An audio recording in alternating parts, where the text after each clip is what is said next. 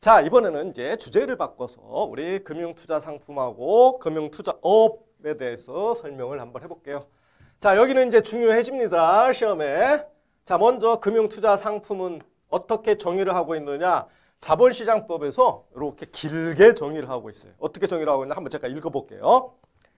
이익을 얻거나 손실을 회피할 목적으로 현재 또는 장래의 특정 시점에 금전이나 그 밖의 재산적 가치가 있는 것을 지급하기로 약정함으로써 취득하는 권리로서 그 권리를 취득하기 위하여 지급하였거나 지급하여야 할 금전 등의 총액이 그 권리로부터 회수하였거나 회수할 수 있는 금전 등의 총액을 초과하게 될 위험이 있는 것. 이런 식으로 금융투자상품을 정의했어요.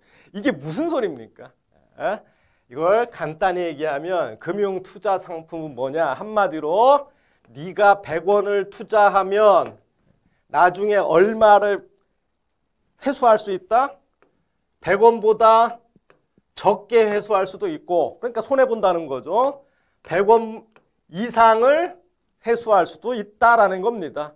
이렇게 다 손해도 볼 수 있고 이익도 볼 수 있는 이런, 그러니까 손해 이런 위험성이 있는 거, 이걸 바로 투자성이라고 합니다. 손실을 볼 위험이 있는 이걸 투자성, 원본 손실 가능성을 얘기해요. 그럼 중요한 건 투자 금액은 어떻게 산정하고 회수하는 금액은 어떻게 산정하느냐가 중요하겠죠. 그래서 투자 금액을 산정할 때 요건 뺍니다. 네가 100을 투자했지만 그 투자할 때 그 금융기관에 낸 수수료, 펀드 같은 판매 수수료, 보험 같은 보험 사업비, 위험 보험료, 이거는 투자하면 당연히 내게 돼 있어. 그러니까 이것은 네가 투자 금액, 여기서 만약에 그 수수료가 얼마, 요거 다 합쳐가지고 10이라는 게 들었으면 너는 110을 투자한 게 아니야. 100에서 요 같은 비용은 뺀 거, 즉 10을 빼면 너는 90 투자한 거야. 이런 식으로. 그러니까 네가 나중에 90을 해소하더라도 너 손해본 거 아니야. 그런 뜻이에요. 그래서 투자금액 산시 제외된 항목입니다. 그 다음에 이번은 회수하는 금액을 산정할 때 포함되는 항목이에요. 그래서 환매하거나 해지할 때 수수료 내는 거, 각종 세금, 그 다음에 지급하지 않은 미지급 금액. 내가 누구한테 돈 받아야 되는데 아직 제가 나한테 주지는 않았어. 근데 나중에 받을 거잖아요. 내가 비록 못 받았더라도 그 미지급액도 다 포함시켜야 돼. 회수금액. 그래서 내가 90을 회수했어요. 투자 금액을 이제 100이라고 합시다. 이건 없고 일단 100이라고 하는데 90을 회수했어요. 근데 보니까 90 회수했는데 이거는 세금도 빼고 뭐 각종 수수료를 뺀 거예요. 근데 다 포함하면 이게 100이 돼요. 각종 이런 것들 포함시키면 100이 돼. 그럼 이거 포함해서 100이 되면 이거 본전한 거란 얘기예요. 너. 그래서 회수금액 산정할 때 이거는 네가 회수된 거야. 이거는. 회수된 금액에서 나중에 저게 빠지는 거다는 얘기예요. 비용으로. 그래서 뭐가 투자할 때 금액을 산정할 때 제외되고 뭐가 회수 금액을 산정할 때 포함되는지 알아두셔야 되고요. 그 다음에 금융투자 상품. 이건 손실 가능성, 즉 투자성이 있는 게 금융투자 상품이잖아요. 근데 이걸로 인정하지 않는 거. 이거는 법에서 명시가 돼 있어요. 이거는 금융투자 상품 아니야. 이런 식으로. 뭐냐면 원화 표시 양도성 예금증서, CD라고 하죠. CD, 양도성 예금증서는 금융투자 상품 아니야. 그 다음에 신탁의 수익권은 원래 금융투자 상품입니다. 그런데 무슨 신탁? 관리형 신탁입니다. 관리형이라는 건 내가 신탁은 재산을 믿고 맡기는 거거든요. 전문가한테. 즉 내가 재산을 맡기는데 네가 좀 운용을 해봐가 아니라 너는 그냥 가만히 있어. 관리만 하고 있어. 그럼 손해볼 일이 없잖아요. 그러니까 요 관리형 신탁입니다. 요 수익권. 그 다음에 주식 매수 선택권, 스탁옵션이라고 하죠.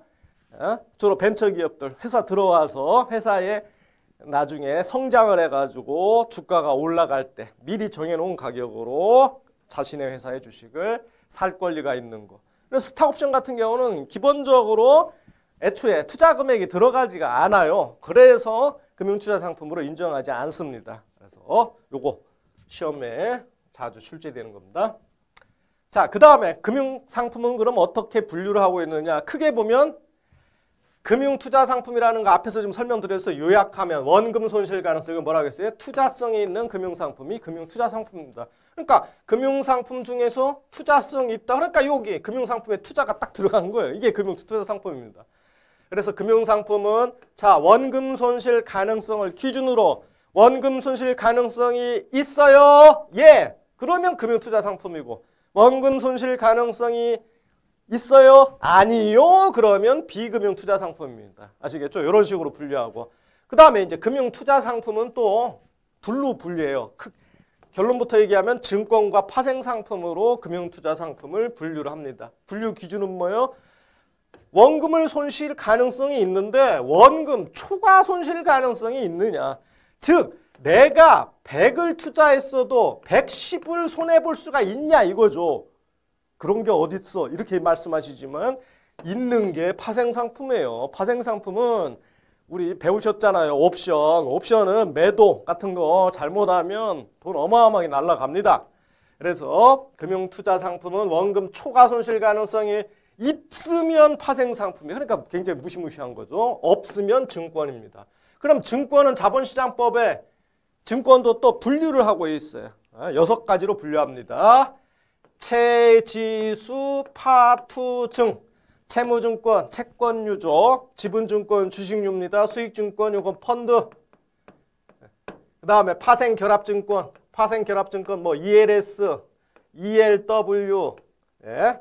DLS 이런 것들이죠. 뭐 ETN, 우리 파생결합증권 같은 거 이런 거 자세히 공부하시려면 우리 파생상품 투자 권유 자문인력이죠.